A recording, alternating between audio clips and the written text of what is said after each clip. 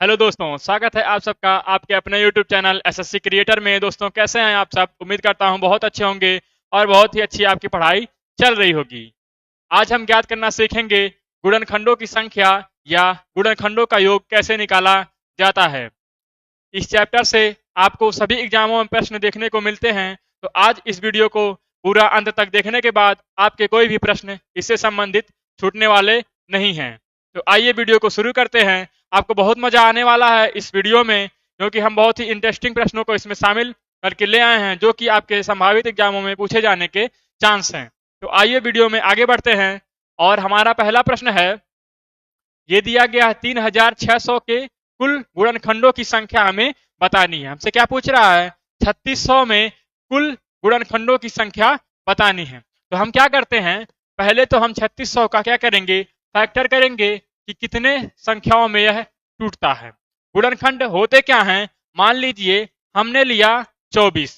24 के कितने गुणनखंड होंगे? सम, विषम और कुल। ये पूछा जाता है आपसे, कुल गुणनखंड बताइए, सम गुणनखंड बताइए, विषम गुणनखंड बताइए। तो इसका मतलब क्या हुआ, अगर हम 24 के गुणनखंड की बात करें तो 24 से ऐसी कितनी छोटी संख्याएं हैं जो कि 24 को काट दें।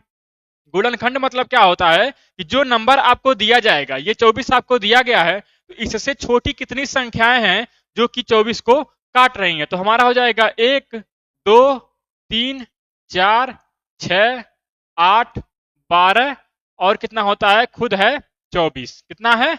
24 है। तो इतनी संख्याएं हैं जो कि 24 को काट रही हैं। तो ये क्या हो गया, 24 के ये सब क्या है, गुणनखंड है। क्या है? गुणनखंड है। हमसे पूछ रहा है कुल गुणनखंड, तो कितने हो गए? 1 2 3 4 5 6 7 8। 24 के कितने गुणनखंड हो गए? कुल गुणनखंड है 8 हो गए। लेकिन अगर हमसे पूछ ले कि सम गुणनखंड कितने हैं, तो 1 2 3 4 5 और 6। 6 कितने हैं? सम गुणनखंड हैं। विषम पूछेगा तो 1 और 2, 2 क्या है? विषम गुणनखंड हैं। और कुल कितने हैं? 8 हैं। सम विषम को मिला के कुल प्राप्त होता है। तो इसी तरह हम बनाना सीखेंगे इस प्रश्न को कैसे बनाया जाता है।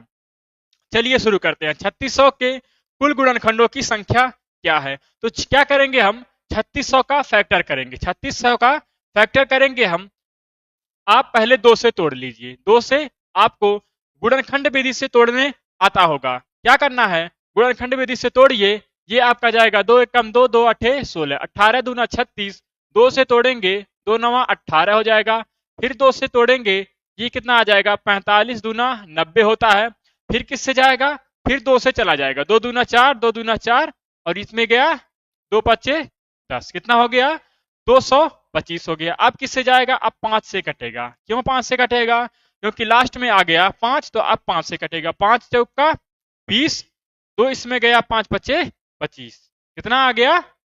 45 आ गया। फिर 5 से तोड़ेंगे, 5 नवा 45। अब किससे जाएगा? 3 से जाएगा। 3 तिया 9 और 3 से जाएगा 3 एकम 3। कब तक काटना है? जब तक यहाँ एक ना आ जाए। कब तक काटना है? जब तक यहाँ एक न आ जाए। अब यहाँ देखिए 2 कितनी बार आ रहा है, 1 2 3 4। 2 कितनी बार आया? 4 बार। तो 2 की पावर 4 लगा देंगे। 5 कितना बार आ रहा है? 1 और 2 बार। गुणा करेंगे, 5 की पावर 2 लगा देंगे। 5 की पावर 2 लगा दिया। फिर 3 कितना बार आ रहा है? 2 बार। 3 की पावर 2 लगा दिया। इतना आपको समझ में आ रहा होगा कि पावर हम कैसे लगा रहे हैं। 2 आया 4 बार, 4 पावर। 5 आया 2 बार, 2 पावर। 3 आया 2 बार, तो 2 पावर। इतना क्लियर है? आगे बढ़ते हैं। पूछ रहा कि 3600 के कुल गुणनखंड, जब आपसे कुल गुणनखंडों की संख्या पूछे, क्या पूछे? कुल गुणनखंडों की संख्या पूछे, तो ये जो पावर आपका दिख रहा है 4 2 और 2, ये पावर दिख रहा है ना, तो पावर में क्या करेंगे, हम एक जोड़ेंगे। क्या करेंगे, कब जोड़ेंगे? जब हमसे पूछेगा कुल गुणनखंडों की संख्या। क्या पूछेगा? कुल गुणनखंड बताइए। तब हम क्या करेंगे, पावर में एक जोड़ेंगे, 4 1 5 हो गया। पावर में एक जोड़ेंगे, कितना हो गया? 2 1 3 हो गया। इसके भी पावर में एक जोड़ेंगे, 3 हो गया। कितना आ गया? 5 तिया 15 तिया 45 आ गया। 45 ऑप्शन नंबर ए बिल्कुल सही उत्तर हो गया। क्या हो गया? 45 इस क्वेश्चन का बिल्कुल सही उत्तर हो जाएगा कि 3600 के कुल कितने गुणनखंड होंगे? 45 होंगे। लेकिन अगर यहीं आपसे पूछ ले कि सम गुणनखंड बताइए, क्या बताइए, सम गुणनखंड बताइए, सम गुणनखंडों की संख्या क्या होगी। अब आप कैसे करेंगे, अब इसको करने का तरीका क्या है, यहां दिया है सम संख्या, ये है विषम और ये है विषम। आपको सम संख्या कितनी दिख रही है, एक दिख रही है, तो सम के पावर में कोई चेंज नहीं होगा। क्या करेंगे, सम के पावर में नो चेंज, तो सम का पावर कितना है, 4 दिया गया है, सम के पावर को हम चेंज नहीं किए।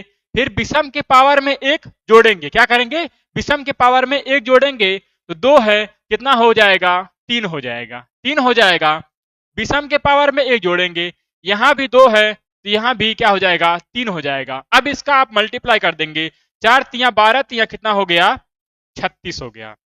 क्या हो गया, 36 हो गया। ये क्या निकल के आया, सम गुणनखंडों की संख्या निकल के आई। क्या निकल के आई, सम गुणनखंडों की संख्या।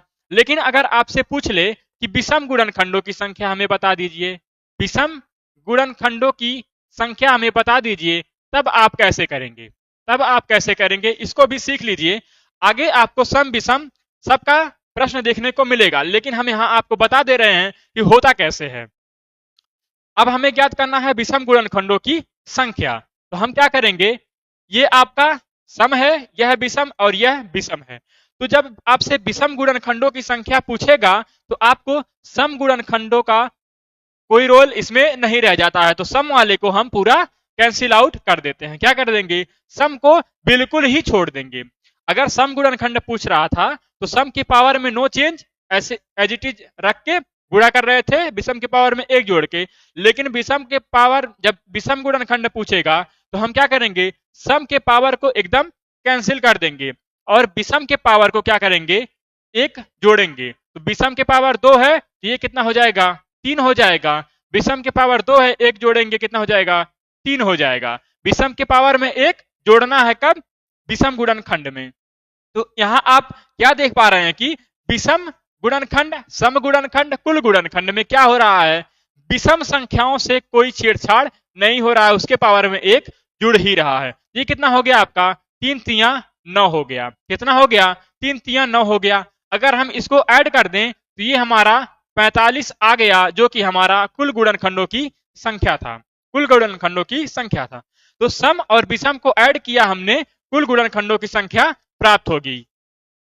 इतना आपको क्लियर हो गया होगा। उम्मीद करते हैं कि अच्छे तरह से आपको समझ में आ गया होगा।